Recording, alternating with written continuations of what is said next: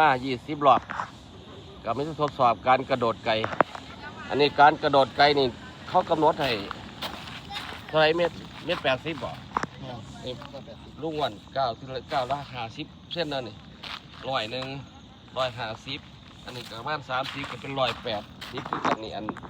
เป็นดำๆกับเหลืองๆนี่นะลองกระโดดบ้าง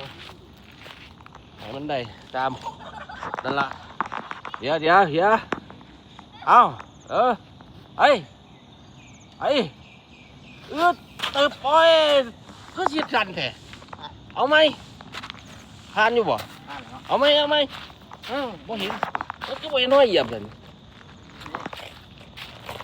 เอาไหมหนึ่งเร็ว